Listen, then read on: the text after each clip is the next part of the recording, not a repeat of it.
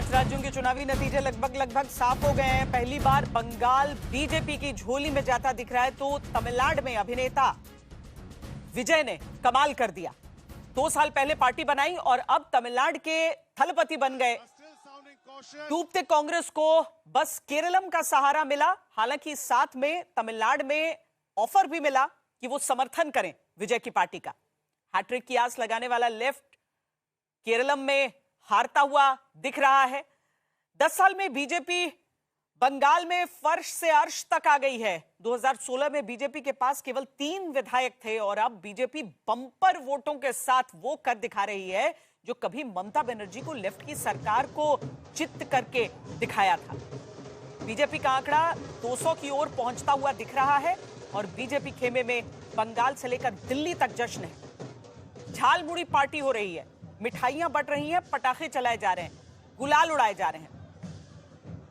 गुवाहाटी में जीत के जश्न की तस्वीरें हम आपको दिखा रहे हैं, जहां पर हेमंता बिस्वा शर्मा पर एक बार फिर वहां की जनता ने भरोसा दिखाया। 99 के आंकड़े तक वो पहुंच गए हैं अभी रुझानों में।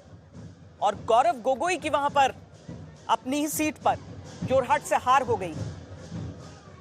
असम में बम्पर जीत से बीजेपी गदगद है।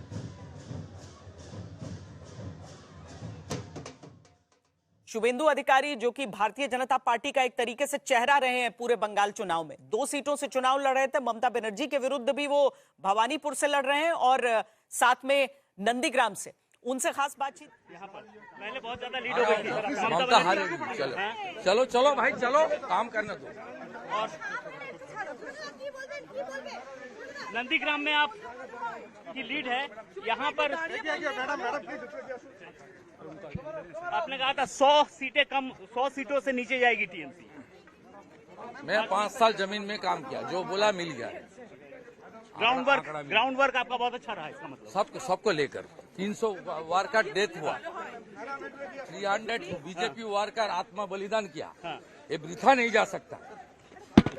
300 वर्कर्स की मौत हुई है, ये बेकार नहीं जाएगी। शुभेंदु अधिकारी वापस शेखावत मेमोरियल स्कूल में जाते हुए, जहां पर इस वक्त भवानीपुर की काउंटिंग चल रही है और उनका कहना है कि 300 लोगों की मौत जो है वो बेकार नहीं जाएगी। और वापस वो शेखावत मेमोरियल में जाते हुए अभी भी ममता बनर्जी यहां पर लीड पर हैं और नंदीग्राम में भले ही शुभेंदु अधिकारी की लीड है, लेकिन भवानीपुर में ममता बनर्जी अभी भी आगे चल रही हैं। कैमरामैन तापस बायरी के साथ अनुपम मिश्र, आज तक, कोलकाता।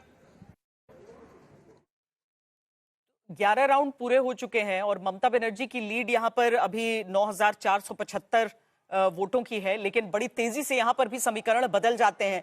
हमारे साथ शहजाद पूनावाला इस समय जुड़ रहे हैं, भारतीय जनता पार्टी के राष्ट्रीय प्रवक्ता। शहजाद, जो नंबर्स हैं, जो अभी 190 प्लस ही लगातार चल रहा है बीजेपी का, ऐसा लग रहा है कि 200 तक बीजेपी शायद छू जाए, ये सबसे बड़ा कारण इसके पीछे आप क्या देख रहे हैं?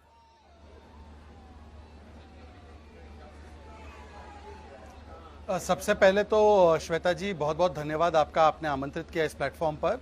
देखिए, ये सबसे बड़ी जीत इसलिए मानता हूं क्योंकि हमारे संस्थापक श्यामा प्रसाद मुखर्जी थे और एक प्रकार से बंगाल वो बैस्टियन था, वो एक एरिया था जो लंबे समय से भारतीय जनता पार्टी प्रयासरत थी। और 10 वर्षों में कितना बड़ा बदलाव आया है भारतीय जनता पार्टी के स्ट्रेंथ और पोजीशन में बंगाल में, वो आपके सामने है। और एक बात स्पष्ट है कि नरेंद्र मोदी जी जब से प्रधानमंत्री बने हैं, आमतौर पर क्या होता है, 10-12 साल किसी सरकार के होते हैं तो उनकी पॉपुलैरिटी कम होती है, पर नरेंद्र मोदी जी के नेतृत्व में हम लगातार नए एरियाज को तराश रहे हैं। चाहे बंगाल हो, चाहे ओडिशा हो, चाहे आंध्र प्रदेश में हमारे एलआई की जीत हो, चाहे हरियाणा बार फिर से जीतना हो, चाहे महाराष्ट्र फिर से जीतना हो, तो हम लोग एक प्रकार से अपने फुटप्रिंट को एक्सपैंड करते जा रहे हैं। इसके पीछे कारण यह है कि नरेंद्र मोदी गुड गवर्नेंस का आज एक सिनोनिम बन चुके हैं, पर्यायवाची बन चुके हैं। मतलब Narendra Modi means good governance, और इसीलिए जो गुड गवर्नेंस हमने बिहार में दिखाया है, ओडिशा में दिखा रहे हैं, उसको देखते हुए अंग बंग कलिंग में भी आना चाहिए, ये बंगाल की जनता की मांग थी। और 15 साल में जो तृणमूल कांग्रेस ने सरकार चलाई, मां माटी मानुष को धोखा दिया, वहां पर केवल भारी बलात्कारी, भ्रष्टाचारी और जो भाईपों के लोग थे जो गुंडागर्दी करते थे, हिंसात्मक राजनीति थी, उसको अंत लाने के लिए आज बंगाल की जनता ने वोट किया है। एक चीज आप नोट करना, अभी थोड़ी देर के बाद 4 बजे के आसपास ये देश डीएमके मुक्त, टीएमसी मुक्त, लेफ्ट मुक्त और इंडिया अलायंस मुक्त होने जा रहा है। ये चारों एंटिटीज इस देश से 4 बजे के बाद आपको दिखाई नहीं देने वाली है। ये भी इस चुनाव की उपलब्धि एक प्रकार से। नहीं, लेफ्ट को तो वाकई इस बारे में मंथन करना पड़ेगा। इकलौता जो राज्य वहां पर भी अब वो नहीं, कांग्रेस लेड अलायंस जो है वहां पर दिखेगी, लेकिन कांग्रेस पार्टी के लिए भी उतना दुखद दिन नहीं है। देखिए वो जीते हैं, केरलम में जीत रहे हैं, और दूसरा तमिलनाडु में विजय की तरफ से ऑफर मिल गया है कि आप समर्थन कीजिए हमारा। नहीं श्वेता जी, एक तरीके से इस जीत में, इस हार में भी, जैसे बीजेपी केरल में नहीं जीत पाई है, पर बीजेपी के इस हार में भी एक जीत का नुस्खा है। कैसे? अब केरलम में जो एसआईआर और इलेक्शन कमीशन की वजह से जीत मिली है, तो कम से कम कांग्रेस इसका राग असम में नहीं अलापेगी। कांग्रेस इसका राग कम से कम बंगाल में नहीं अलापेगी कि एसआईआर से हार गए, इलेक्शन कमीशन से हार गए, ईवीएम से हार गए। तो केरलम में अगर एसआईआर और इलेक्शन कमीशन ठीक था, तो बंगाल में भी ठीक था, असम में भी ठीक था। अच्छा, एक और बात जो बंगाल के चुनाव के दृष्टिकोण से कहना चाहूंगा कि सबसे बड़ी जीत बंगाल में मुझे लगता है कि आरजीकर विक्टिम की जो माताजी है, उनका अभी भी लीड चल रहा है, और जो वो जीतेंगी तो वो एक सबसे बड़ा संदेश है कि ममता बनर्जी के शासनकाल में जो महिलाओं की परिस्थिति बन चुकी थी, आरजीकर से संदेश खाली से लेकर नादिया रेप केस में कि बेटी को ही ब्लेम किया जाता था, आज मुझे लगता है बंगाल की जनता ने इस वोट से भी एक सिविलाइजेशनल वोट भी दिया है और एक महिला सुरक्षा का भी वोट दिया है। बीजेपी के लिए क्या चैलेंज था ज्यादा बड़ा कि अपने वोटरों के मन से वो जिसका जिक्र सभी नेता आपके ये करते रहे चुनाव प्रचार के दौरान भी, कि लोगों को भयमुक्त होकर वोट करना चाहिए, वो चीज मन से निकालना, या फिर ये विश्वास दिलाना कि वो एक बेहतर ऑल्टरनेटिव है टीएमसी के? एक्चुअली श्वेता जी, बंगाल का जो चुनाव, हमने हमेशा इसको नॉट एज एन ऑर्डिनरी चुनाव, ये 18th या 19th स्टेट नहीं है बीजेपी का जीतने के लिए, ये सिविलाइजेशनल चुनाव है।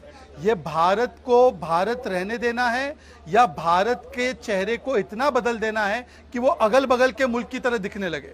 एक डेमोग्राफिक जो चेंज और ऑनस्लॉट लाने की कोशिश की जा रही थी वोट बैंक के लिए, उसके खिलाफ चुनाव था।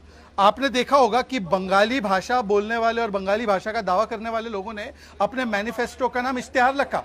फिराद हकीम बोलते हैं कि उर्दू लोग ज्यादा बोलेंगे, बंगाली नहीं बोलेंगे।